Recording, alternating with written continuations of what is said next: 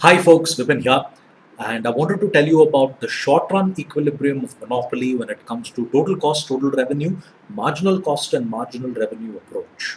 Now in that graph you can see two dots being represented.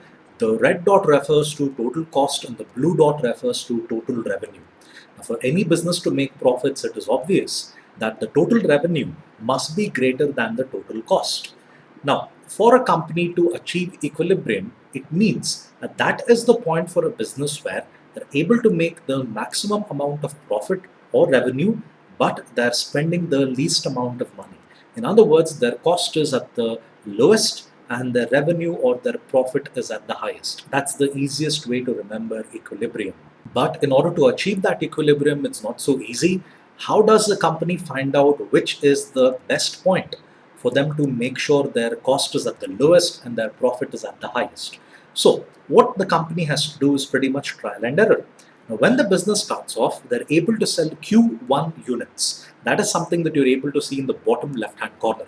And there you can see that their total revenue is much lower than the cost that they're incurring.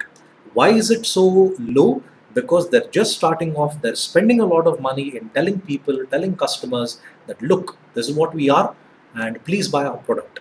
So they're spending a lot of money in marketing efforts, research and development. All this, they're incurring a lot of cost, and therefore, when they're selling Q1 units, the money that they're making is actually a loss. Next, what happens is you have the company selling more units. They've become well established, and because they're well established, their efforts in marketing, all that reduces. So the amount of money they're making would be more.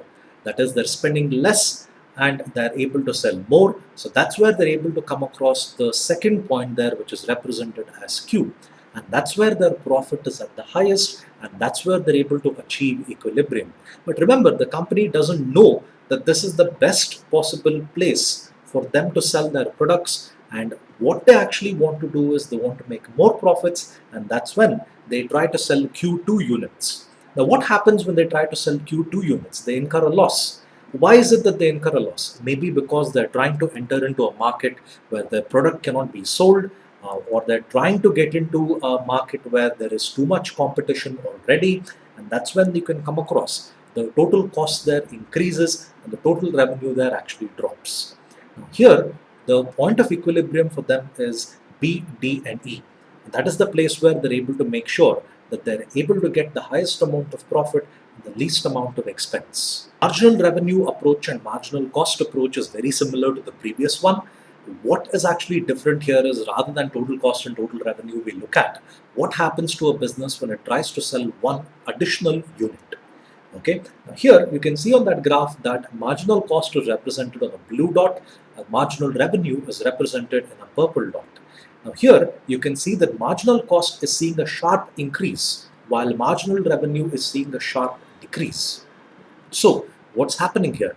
The company tries to sell more units, but unfortunately when they want to sell more, they're going to incur more expenses. Think of it like this. If you're a person who has a restaurant in South Bangalore, and you want to make sure you have another branch in North Bangalore.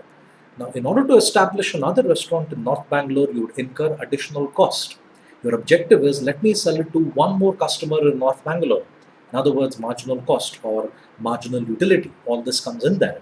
You want to sell more, and unfortunately, if you want to sell more, you would incur more expenses. That's where you can see the marginal cost is actually shooting up, but marginal revenue actually dips down.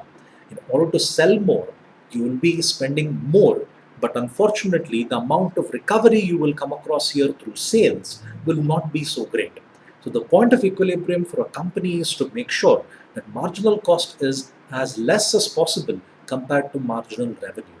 So, this is in fact the two different approaches for short run equilibrium of monopoly. Any queries you have, please leave them in the comment section below, and I will get back to you at the earliest. Anyway, guys, thank you for your time. Please subscribe to my videos and have a nice day.